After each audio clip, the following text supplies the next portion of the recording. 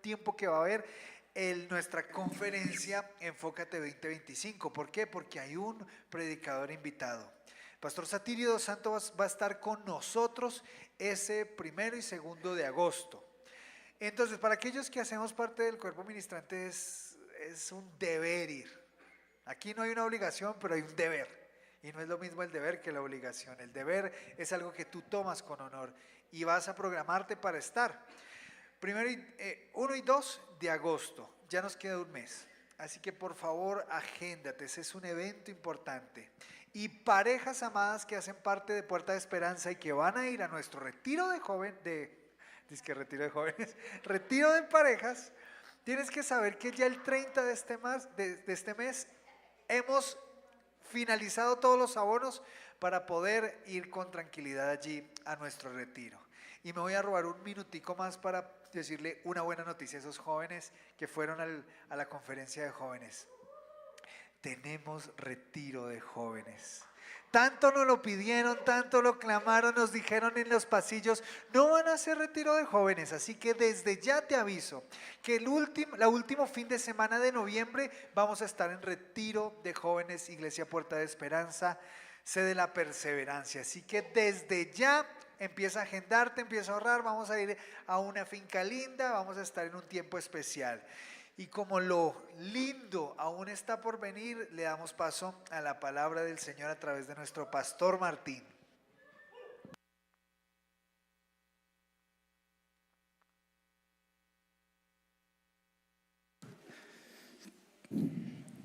Bienvenidos a todos y a los lobitos también. 29 y 30 de noviembre es el retiro de jóvenes. 29 y 30 de noviembre, dentro de poco ya empiezan las inscripciones. Estuve leyendo una noticia que me llamó la atención, te la voy a compartir. Básicamente es una chica que nace en Estados Unidos, pero viene a cumplir su sueño americano en un país latinoamericano. Y ella cuenta su experiencia.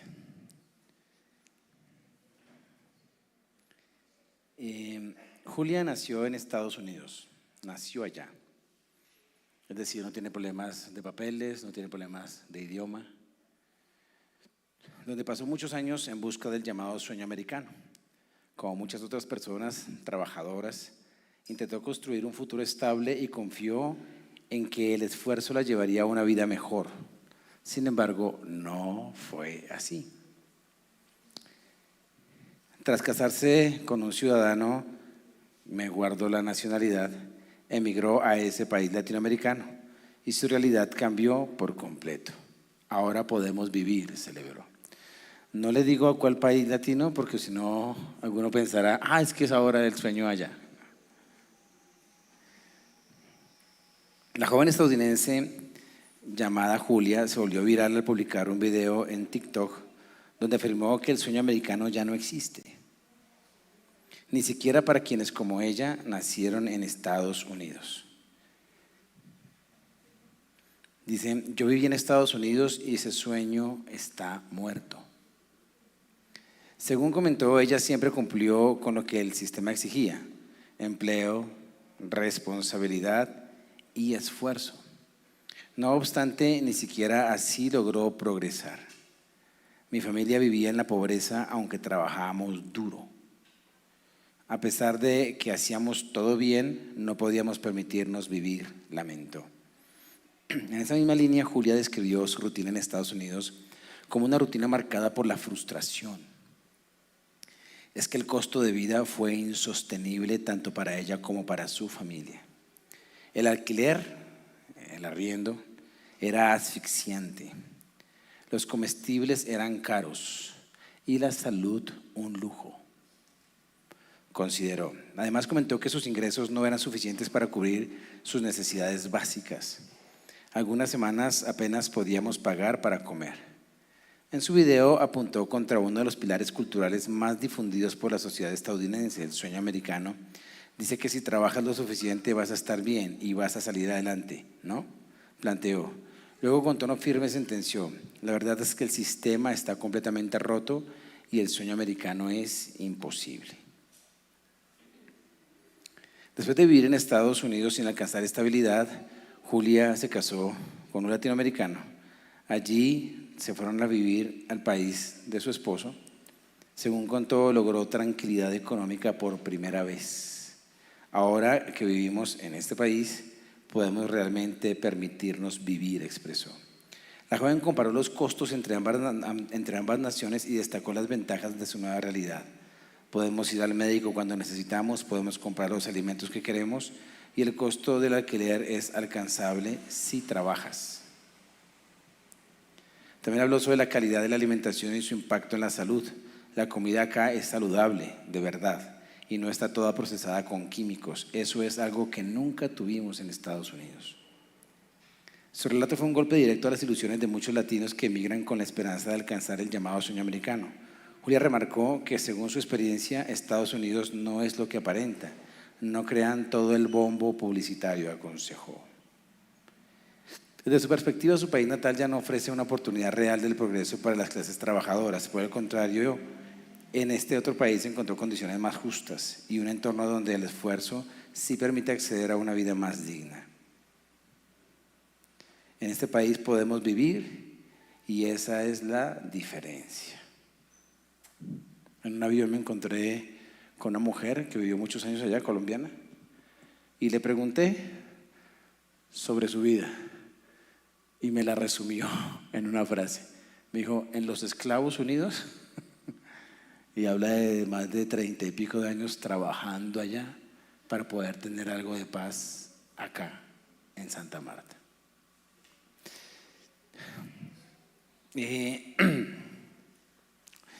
Es que yo creo que la expectativa de las cosas y donde uno pone el corazón es lo que marca la diferencia. Cuando hablamos de sueños, la mayoría de los sueños están relacionados con escapar de una realidad. Y cuando tú vas a otro lugar donde supuestamente vas a escapar de esta realidad, te encuentras con la misma realidad. La misma.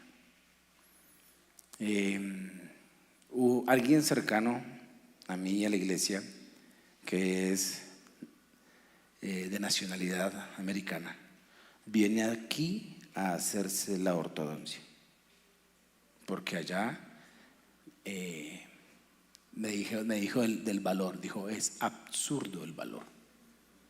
Entonces prefiere pagar un tiquete de avión para tratarse aquí la ortodoncia y no hacerlo allá.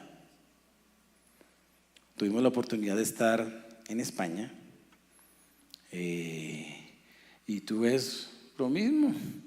Salí a las calles y me llamó mucho la atención ver las protestas contra el gobierno de turno, las demandas, la persona en el semáforo, el vendedor de juguetes en la calle, el emprendimiento de aquel que tiene su tiendita en la casa. Es muy parecido.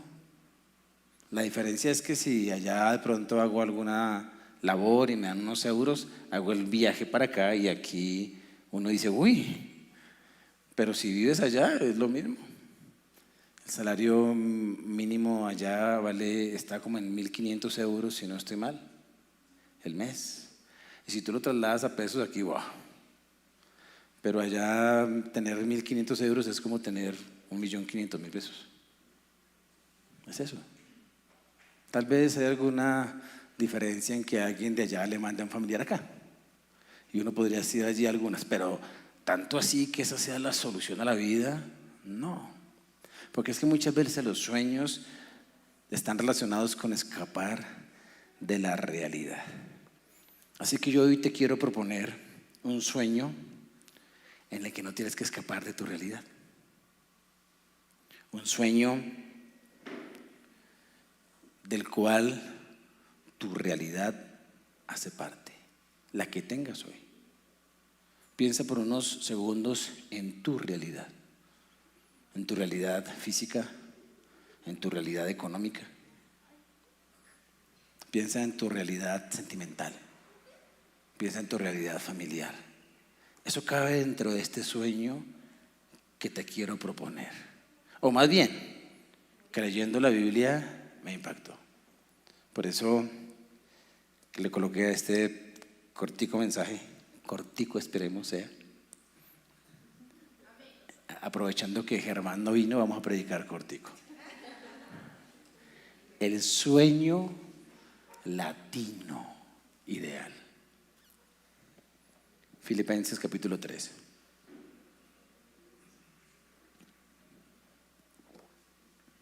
Vamos a compartir 2 versículos, el 10 y el 11, y ahí ya está el 10 en su pantalla. Entonces vamos a masticarlo porque ahí está este sueño. La primera frase es muy importante.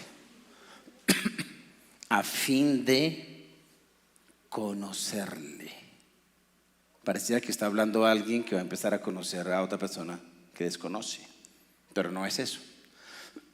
Está hablando el apóstol Pablo, tal vez uno de los cristianos que más conoció a Cristo, pero está hablando de que quiere conocerle.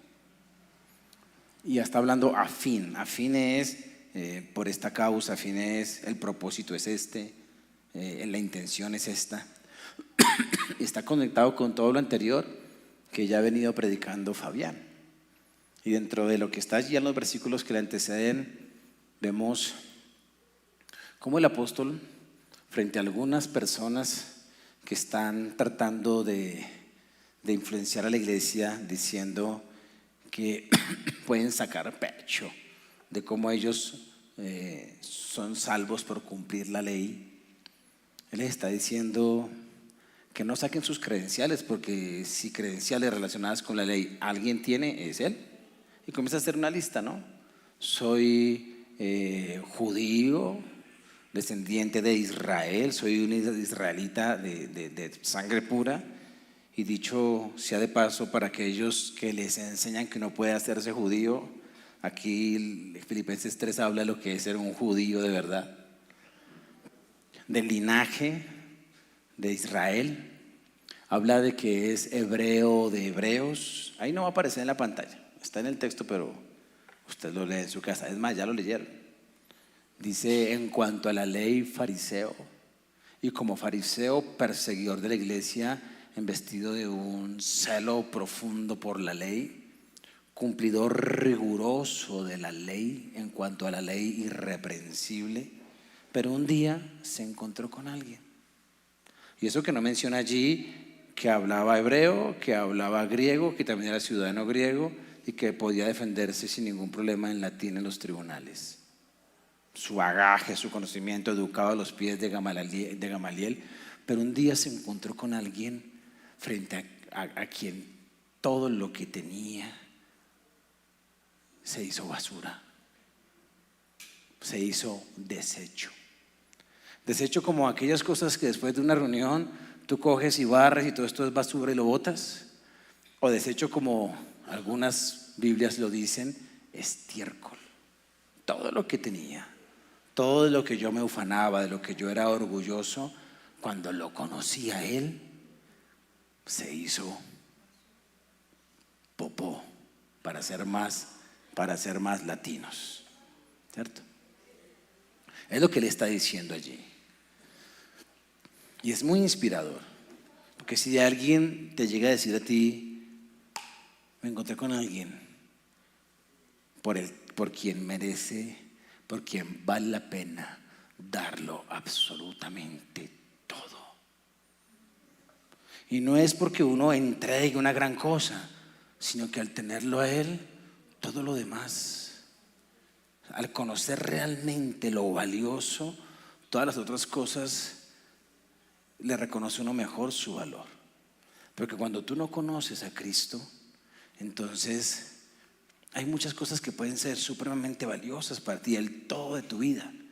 Pero cuando uno conoce a Cristo, se da cuenta que lo que yo creía que era el todo de mi vida no es el todo de mi vida. El todo de mi vida es Él, en cuanto a conocerlo. Él no está hablando, aquí dice a fin de conocerle. Pablo no conoció una teología ni una doctrina. Él estudió teología y doctrina desde su niñez, y en su juventud estudió a los pies de el más famoso, reverenciado maestro de ese entonces llamado Gamaliel. Y allí aprendió toda la ley. Pablo era un experto en el Antiguo Testamento, un experto humanamente hablando, porque tú puedes ser experto en la Biblia, humanamente hablando, y no conocer muy bien la voz de Dios en la Biblia que conoces. Es decir, puedes hablar de los libros, de sus autores, de la antigüedad de los escritos, de lo que dice la alta crítica, la baja crítica de la Biblia, y tener dificultades para oír a Dios mientras la lees. Tú puedes saber muchas cosas allí de historia y de contexto, pero se te embolatan los principios para la vida. Entonces Pablo era un experto en la ley, pero no conocía a Dios. Pero era un experto en la ley que Dios había dado. Experto dentro del ámbito humano, ¿no? Dentro de los académicos de ese entonces, pero no conocía a Dios como le pasaba a la mayoría de los académicos de ese entonces. Por eso se habían generado sectas, los saduceos, los fariseos. Pero Dios estaba embolatado en la mente y en los corazones y en las sinagogas, no lo hallaban por ningún lado. Debido a eso, entonces el Señor Jesús, cuando viene, no entra a la sinagoga, pero su ministerio fue más en las calles, en las casas, y se levanta esa primera generación de cristianos, y a esa generación de cristianos Pablo, por su celo y por su conocimiento, los persiguió. A él no lo evangelizaron, o sea, no le dijeron: venga pues, le enseño a qué se refería Génesis 3:15, qué significaba Isaías 53. Él no fue evangelizado.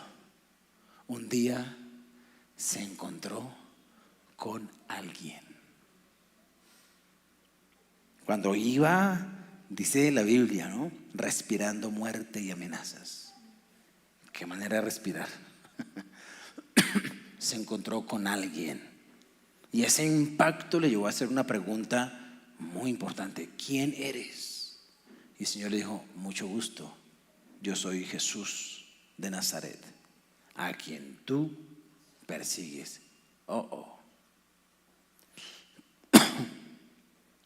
Y él, sabiendo que no se había encontrado con cualquiera, que estaba delante del mismo Dios, dijo: ¿qué quieres que haga?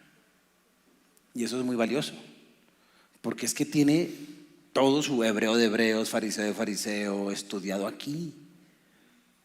Y está bien, ¿quién eres? Por eso es necesario que él se encierre con Jesús durante unos 13 años en Arabia, y allí Dios le enseña la teología y la doctrina. Pero él no conoció una teología y una doctrina, él conoció a una persona, a Dios Hijo. Y luego él se lo aclaró, dijo: bueno, es que tú tienes una teología aquí un poco torcida. Entonces cogió, le metió la mano, tac, tac, tac, tac, mientras él volvía y leía el Antiguo Pacto.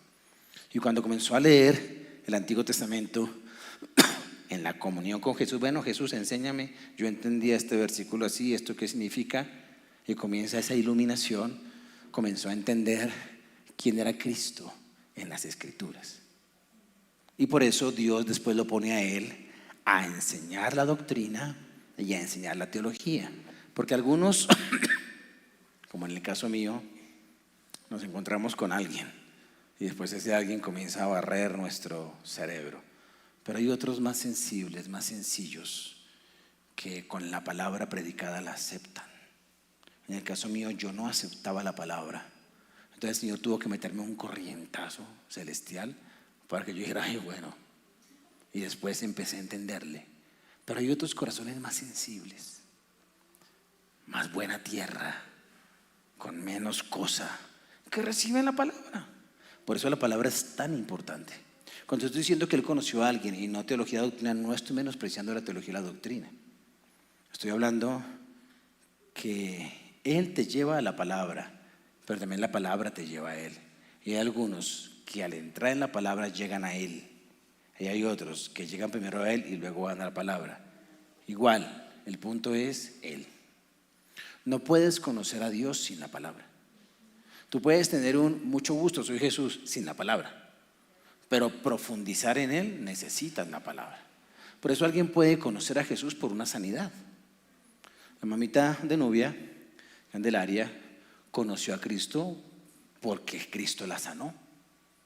Entonces dijo, uy, esto es Dios. Pero luego empezó a conocer verdaderamente a Cristo cuando fue enseñada en la palabra. Eso le pasa al apóstol. ¿Quién eres? Yo soy Jesús, te voy a enseñar. Y entra él a conocer el Cristo de las Escrituras y luego comienza a predicar el Cristo de las Escrituras. Y eso es lo que él está haciendo en las cartas. Él está en prisión cuando escribe Colosenses, Filipenses, las cartas de la prisión. Y en ese ir avanzando en el conocimiento de Dios, viene perdiendo absolutamente todo. Pero él dice, es que todo es basura, con tal de tenerlo a Él. Y viene hablando acerca de cómo él podría sacar pecho, pero dice, todo eso es basura, y todo lo he tenido por basura, y aún hoy, todo lo tengo por basura, con tal de conocerle.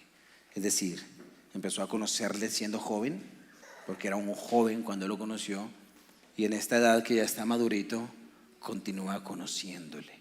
Y esto es algo muy importante en lo que debe ser el sueño latino ideal. Que el deseo más profundo del corazón sea conocerle a Él.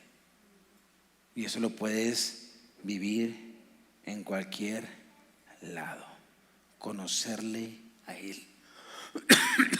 Porque muchas veces nos encontramos con Cristo, con Dios, entendemos la salvación y de allí en adelante la gente quiere usar su poder, el poder de Dios, para otros sueños. Por ahí estaban hablando, ¿no?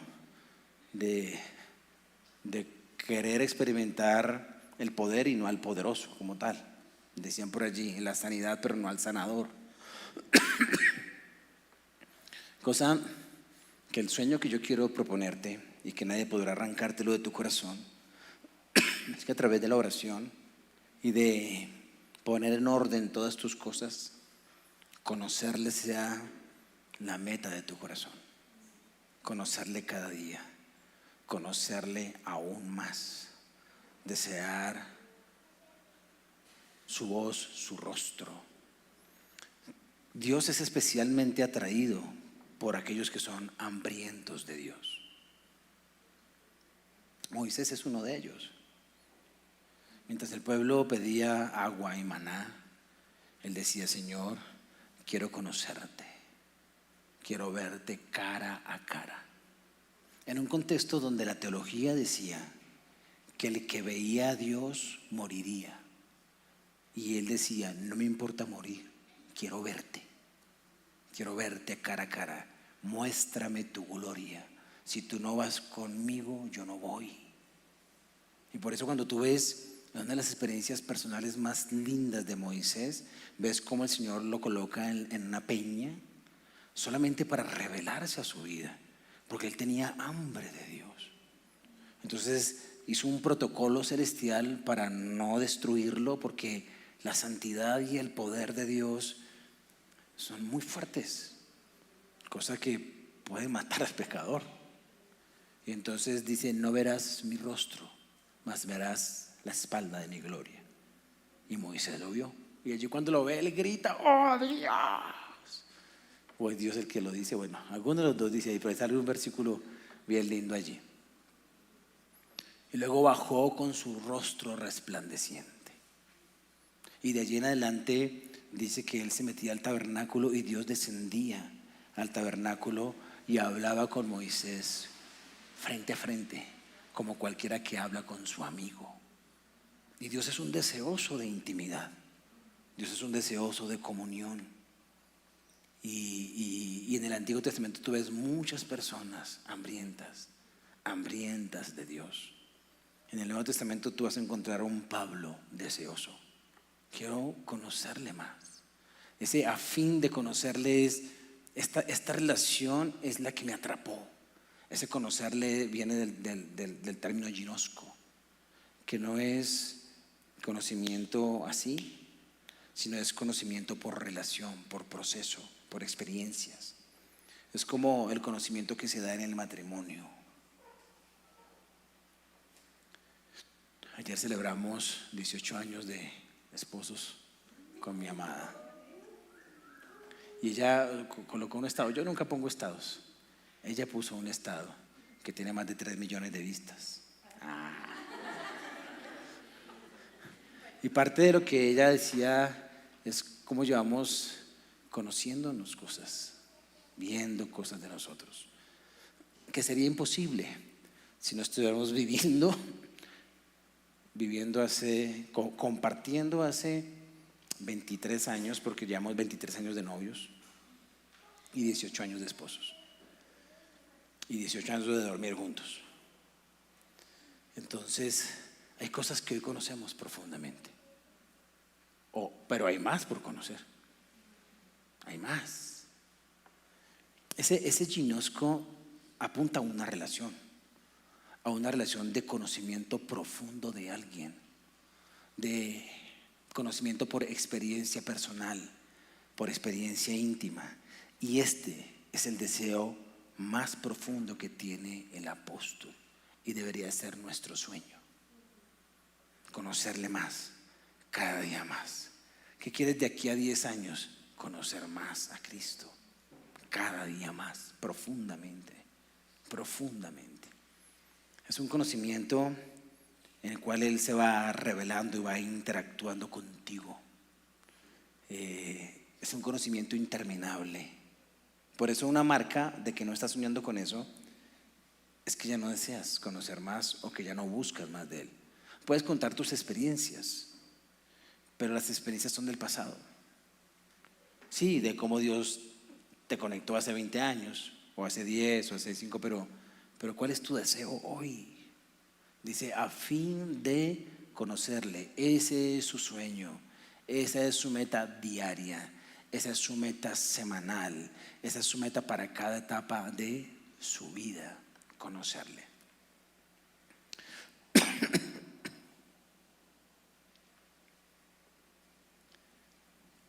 Y luego dice, ser semejante a Él en todo. Mira lo que Él quiere conocer. A fin de conocerle y el poder de su resurrección y la participación de sus padecimientos, llegando a ser semejante a Él en su muerte. Colócalo como sueño. Tienes que ver que esas palabras vienen de un anhelo, porque le está diciendo de a fin, este es el propósito, esta es mi meta, conocerle. Y de ese deseo que le embarga de conocerle, mete lo otro.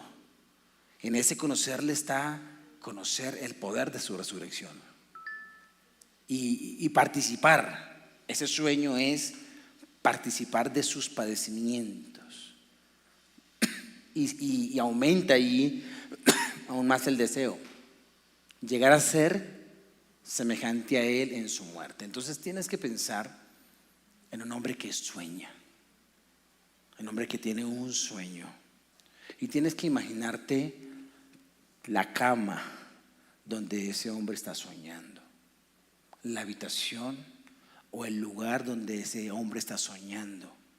Tienes que imaginarte qué pasa por su mente y por su corazón para decir lo que estamos ahí leyendo. Porque eso, lo que él escribe, proviene de una meditación muy profunda de ese conocerle. Lo que él está hablando allí proviene de un diálogo, de una relación, donde él ha hablado algunas cosas con Dios y nos la deja saber. Se las escribe a los filipenses y nosotros la leemos. ¿Dónde está soñando él? ¿En qué lugar está? Fabián nos ha dado bastante contexto de la carta a los filipenses.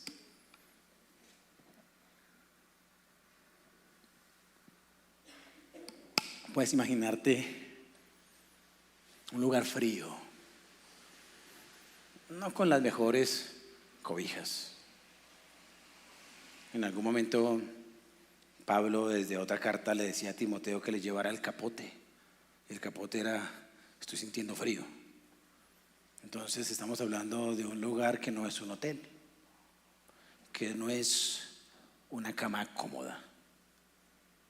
Es un lugar que está dispuesto para criminales, para delincuentes.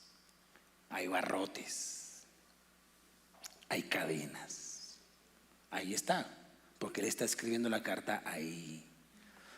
Tal vez lo han golpeado, tal vez le han hecho alguna de las cosas lícitas de ese entonces con los presos, ¿no? Los azotes. Está padeciendo necesidad, porque por algo le mandaron una ofrenda. Está padeciendo necesidad, pero él está en su sueño. Él está en su sueño. Entonces imagínatelo allí sufriendo, porque está sufriendo, está padeciendo. Y de repente en medio de su padecimiento no dice: Señor, líbrame. Dice: Jesús, ¿cómo fue tu padecimiento? Comienza a imaginar y a decir: tú también sufriste y yo estoy sufriendo. ¿Cómo es sufrir para ti? Porque Isaías 53 dice que tú eres varón de dolores, experimentado en el sufrimiento, y sabemos que llevaste la cruz. También estuviste preso la noche antes de tu muerte. Estuviste allí, fuiste golpeado, azotado, luego te metieron en una prisión mientras preparaban la cruz. ¿Cómo fue esa noche antes de la cruz? ¿Cómo fue ahí estando solo? ¿Cómo viviste este momento? Y entonces, la experiencia del apóstol Pablo de sufrimiento, de cárcel, se convierte en una oportunidad de comunión. Quiero conocer por experiencia a Cristo en su sufrimiento. Puedes, en medio de mi sufrimiento, revelarte. ¿Cómo pasaste? ¿Cómo viviste el dolor físico? ¿Cómo te preparaste para el otro día levantar la cruz? ¿Cómo lo hiciste? Y yo no puedo decir, quisiera poder decirles: mira, esto, pero es que yo no estoy en esa cárcel. Yo no soy el apóstol Pablo, pero él estuvo allí. Y en medio del dolor, él está diciendo: quiero conocerte. Él está diciendo: estoy participando de tus padecimientos. Estos padecimientos míos es una extensión de los tuyos. Y entonces ese padecimiento deja de ser como algo injusto para convertirse en algo muy honorable. Qué privilegio, Señor. Ahora, ¿cómo lo vivo? Y los clavos.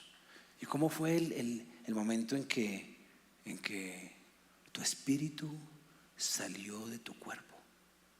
Cuando dijiste: Señor, en tus manos entrego mi espíritu. ¿Será que yo hago lo mismo, Señor?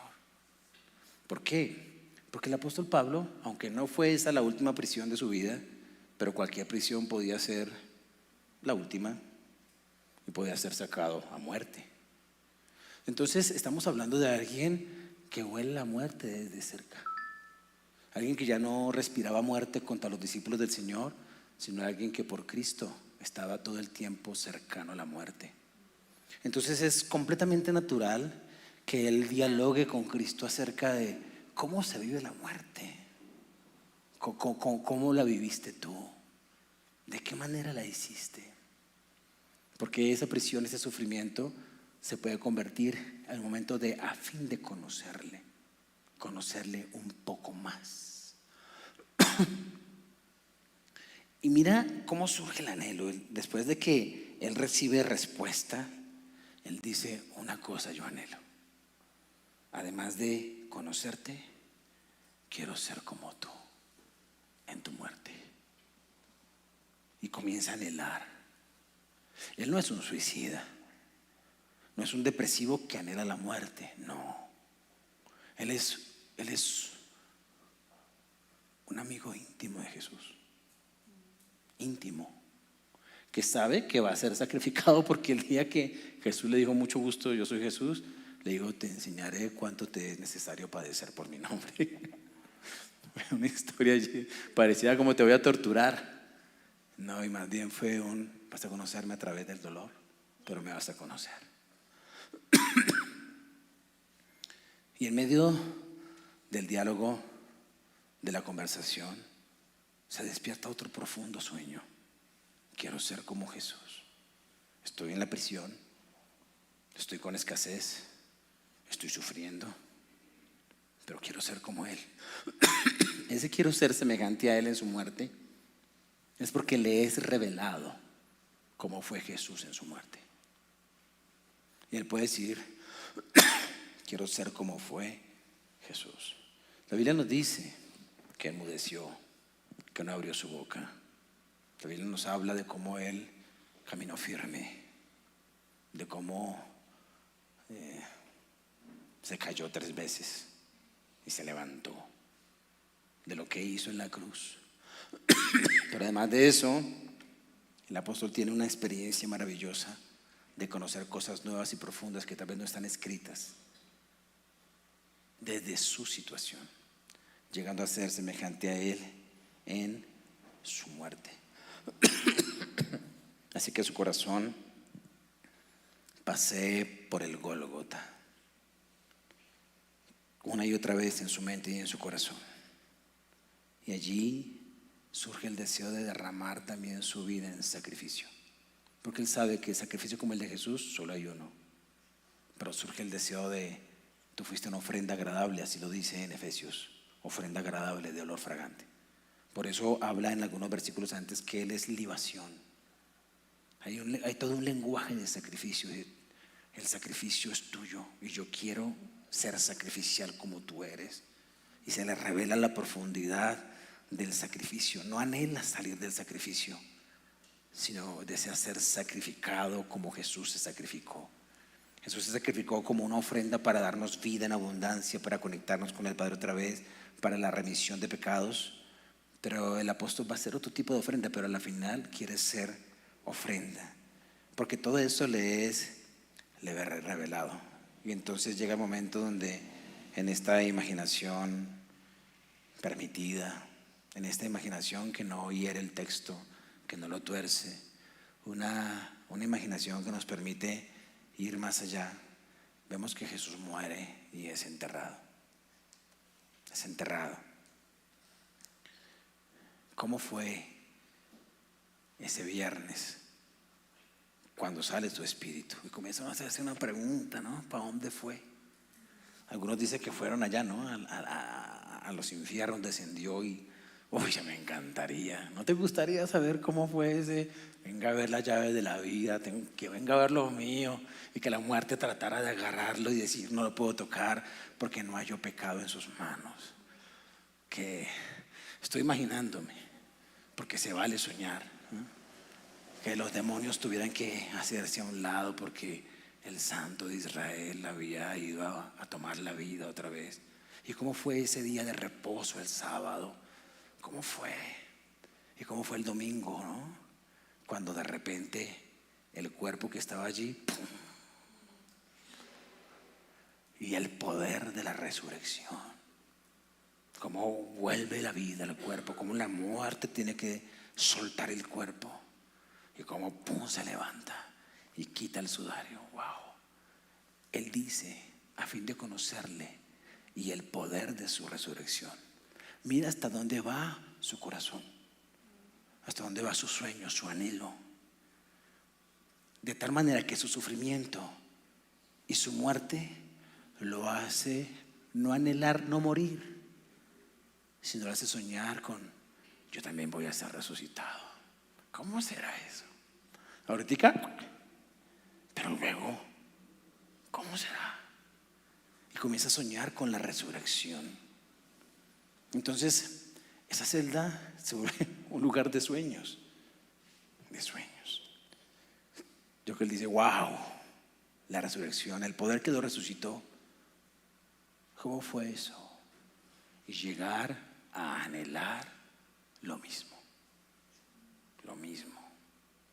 Yo les conté del caso de una chica parapléjica que se convierte al Señor, que un hombre la evangeliza. Tenía una cara muy hermosa ella, pero se podía mover solamente de aquí para arriba. Y este hombre llegó a valorarla mucho y a enamorarse de ella. La acompañó. No recuerdo el nombre de la película que cuenta el testimonio, pero yo la vi. Y entonces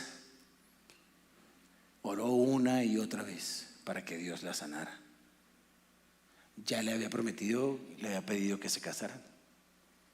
Y oró una y otra vez para que Dios la sanara. Y Dios no la sanó. Y entonces él la deja. Porque en esa condición ella no podía tener hijos, no podía desarrollar una vida de esposa como él quería, como era un hombre de mucha fe, pero no estaba dispuesto a... Y Dios no la sanó. Es muy difícil para ella y encuentra ella, desde la experiencia en su cuerpo, encuentra consuelo en la resurrección, en poder anhelar y saber que va a tener un cuerpo nuevo, un cuerpo como el de Cristo. Y de allí en adelante predicó la palabra, pero soñaba constantemente y se volvió su situación un contexto donde podía también anhelar y hacer de su sueño la resurrección de los muertos, un sueño posible, un sueño que no va a defraudar a nadie. Ahora, toda esta parte de ser como Cristo en su sufrimiento, de participar de su padecimiento y de ser como Él en su muerte, parece, y conocerlo allí parece un privilegio exclusivo del que sufre. Pensando en nosotros los latinos, ¿a quién lo están persiguiendo para meterlo en la cárcel? ¿Alguno de ustedes? ¿No?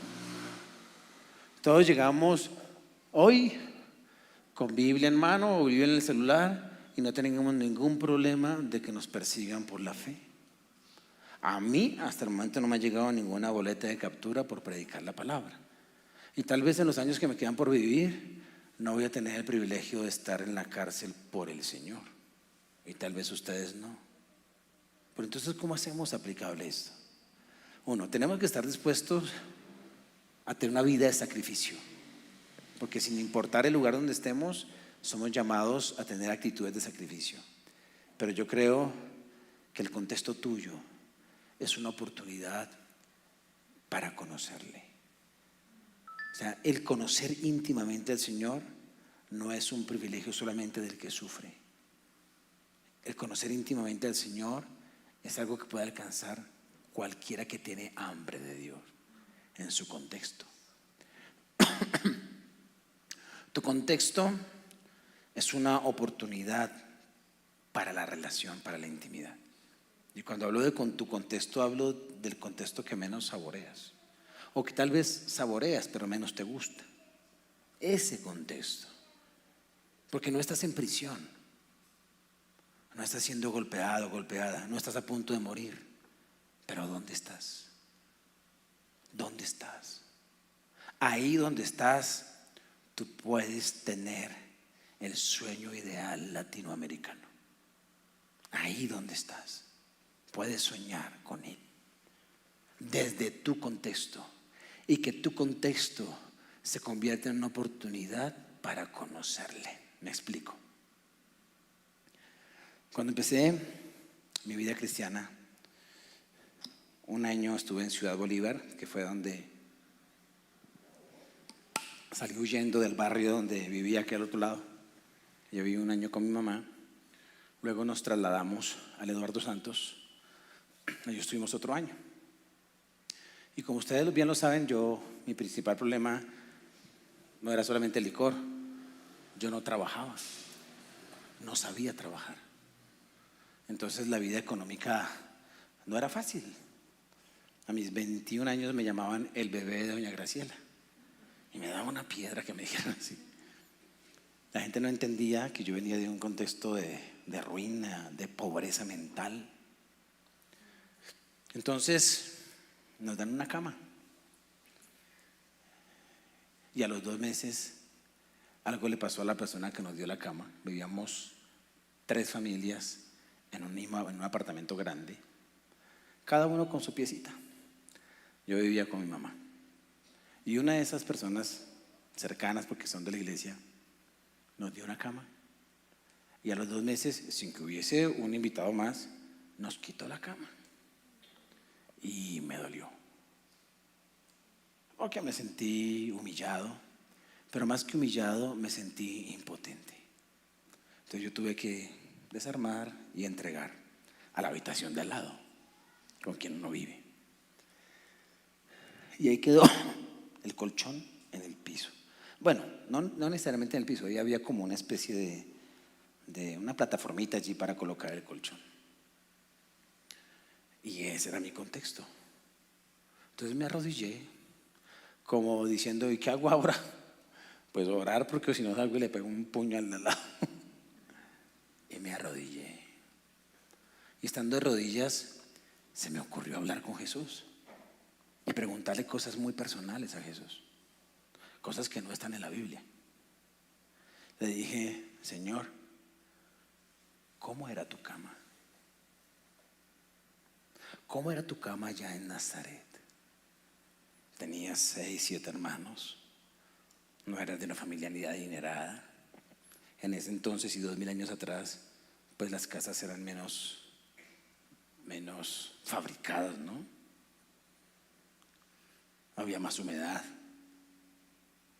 Y me puse allí y le pregunté, ¿cómo es tu cama, Señor? Nota cómo una situación se puede convertir en una oportunidad de relación. ¿Cómo es tu cama? Y estando allí, el Señor me lo dijo. Me dijo, sencilla, sencilla, sencilla, limpia y muy sencilla, más sencilla que la que tú tienes. Y me quebré a llorar. Entonces, no es un asunto de humillación, sino comencé a experimentar el poder de la sencillez, el poder del contentamiento. Y cuando tú miras la vida de Cristo, es una vida sencilla. Es el niño que nace en el pesebre, es el niño que vive en el lugar menospreciado, hijo de un carpintero, y es más, era un todero, era un artesano. Y estando allí, me dijo, la vida es más que eso. Y lloré. Y hasta el día de hoy, el poder de la sencillez me acompaña. Y el poder entendí en mi cama sencilla el poder de la sencillez. El apóstol, en medio del sufrimiento y el borde de la muerte, anhela el poder de la resurrección. Voy a morir, Señor, pero apenas muera. Ahora, él no dice, voy a morir ya. Regálame el versículo 11. Si en alguna manera llegase a la resurrección entre los muertos, no está dudando de la resurrección. Él no sabe si va a ser arrebatado.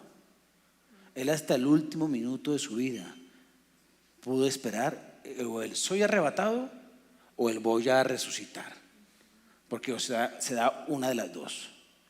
Y él siempre estuvo esperando a Cristo, pero lo que él anhelaba era la transformación, ya sea porque seamos transformados en el aire, o ya sea porque al haber muerto él nos resucite y tengamos cuerpos transformados.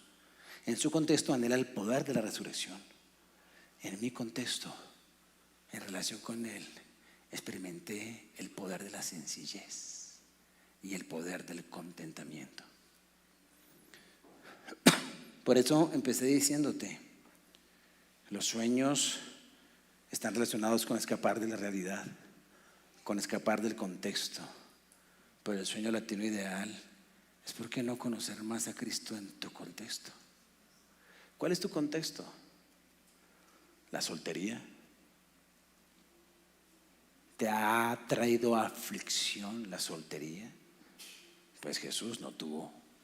Tiene una novia que es la iglesia, pero no caminó por la calle con nadie de la mano, ni se estuvo dando piquitos. Algunos dirán de lo que se perdió. No, él vivió la belleza de la soltería y del caminar con Dios siempre, de levantarse muy temprano o ir muy tarde a la cama en oración. Llévalo a tu contexto. ¿Te aflige un poco el no tener a alguien al lado? Cristo me vivió eso. Puedes decirle: Señor, ¿tú cómo viviste eso? ¿Qué significó para ti la adolescencia, Señor? Porque habían chicas bonitas. ¿Te gustó alguien? No sé. En ese contexto tú puedes preguntar cosas que no están escritas, porque Él está ahí en tu contexto. El contexto de la traición. Alguien te la hizo, alguien te endulzó el oído, algún amigo, alguna amiga, algún familiar. Bueno, Jesús, ¿cómo viviste la traición de Judas? ¿Cómo hiciste para aceptar el beso que te dio en la mejilla y tú le dijiste con un beso entregas al maestro amigo? Lo llamaste amigo y no fue irónico. No fue irónico. Y sumergirte allí. El Salmo dice que el que comida de tu mesa levantó contra ti el calcañar y tú viviste eso. ¿Cómo fue, Señor? Y preguntarle eso. ¿Cómo fue en la escasez, Señor? No hay mucho en la casa. ¿Cómo tú viviste la escasez? Cuéntame, ¿cómo fue ese día donde no había ni un peso y había 5,000 hambrientos y había que darles de comer? ¿Cómo lo hiciste? ¿Cómo lo hiciste? Hoy alguien subió en su estado un pedacito de una película, que es el testimonio de un misionero que trabajó con huérfanos. Y cuenta cómo un día no había que comer, que desayunar. Y entonces él mandó a todos los niños pensando en Dios. ¿Cómo hago, Dios? ¿Cómo hiciste? Entonces les dice a los niños, a las señoras, que coloquen a los niños en la mesa con su platico de comida. Y ahí dice: Padre, gracias por el pan que tú nos das. Y golpearon ahí mismo y alguien dijo: mira, no alcanzo a llevar esta leche, pero quiero donarla. Y acto seguido viene el panadero diciendo: anoche estuve pensando en los niños que ustedes cuidan, y trajo pan fresco para todos. ¿Cómo haces tú en la escasez, Señor? ¿Cómo hiciste en medio de una noche de miedo, caminando sobre el agua, cuando las cosas te asustan? ¿Cómo haces tú, Señor, frente al miedo? O preguntarle: Señor, frente a la abundancia. Hay de todo, hay plata, no estoy sufriendo. ¿Cómo eres tú con la abundancia? Esa es una pregunta peligrosa. Porque en la abundancia de su trono, allá en la comodidad de su trono, se despojó a sí mismo. Y alguien con mucho dinero, porque es que el apóstol Pablo está en profunda escasez y está en el martirio. Pero hay gente que no vive eso. Hay gente a quien Dios le va a dar recursos, muchos recursos. Eso es más peligroso que estar en la prisión. Porque en la prisión te haces dependiente y vas a orar sí o sí. Si estás al borde de la muerte, te aseguro que lo que vas a hacer es orar. Pero con mucho dinero, con mucha posibilidad de viajes, con mucho poder humano que da el dinero, es más fácil pecar. Entonces tú puedes decirle al Señor: ¿Cómo eres tú en la abundancia? ¿Cómo eres tú con el dinero? ¿Cómo? ¿De qué manera? El rechazo familiar. ¿Estás viviendo rechazo familiar por seguirle? También duele. No igual que los azotes que le dan a un prisionero. Pero Jesús fue rechazado por sus hermanos. Jesús fue rechazado por sus vecinos. ¿Cómo viviste esto? Y entonces, cuando tu contexto hace parte del sueño de conocer a Cristo, entonces tu contexto se convierte en un lugar de comunión y de revelación de algún poder de Dios. Oremos.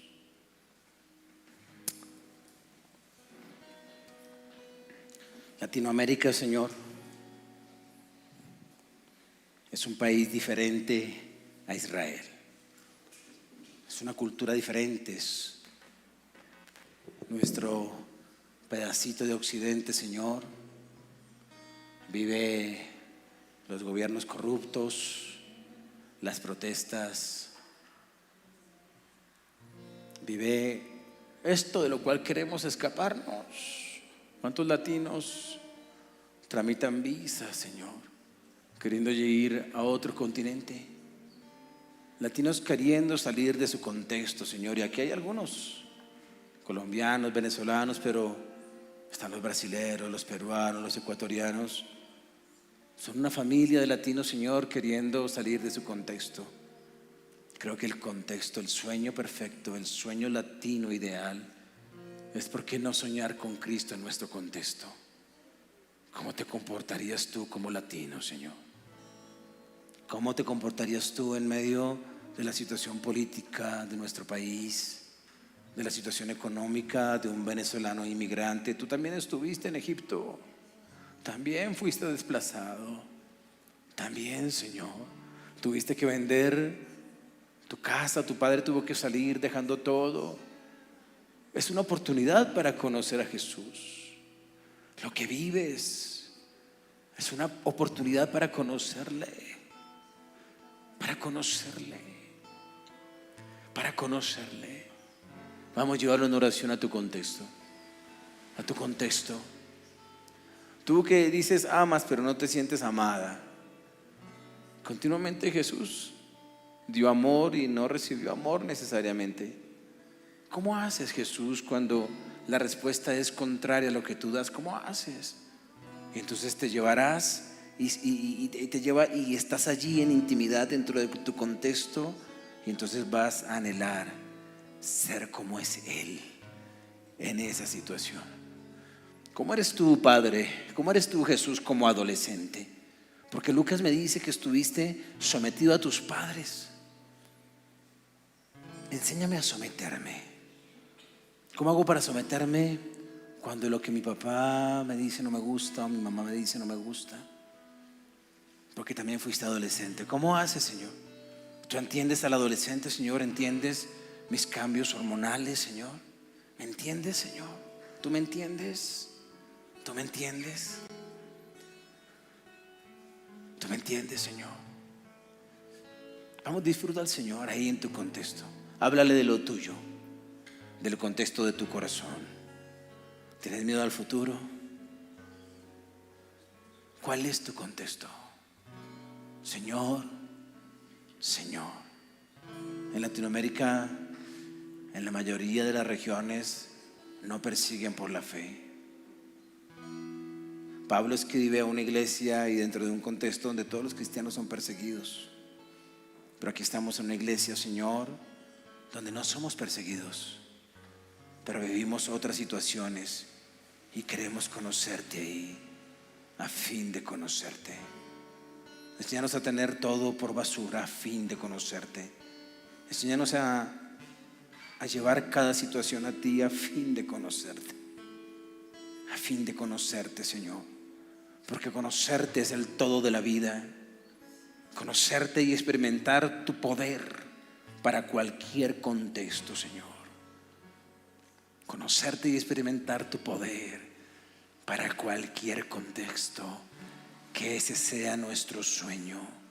Conocerte y ser semejante a ti en nuestro contexto, Señor. En el nombre de Jesús. Sí, es Jesús. Gracias, Señor, porque queremos conocerte. ¿Qué tal si damos nuestras ofrendas, nuestros diezmos con ese corazón?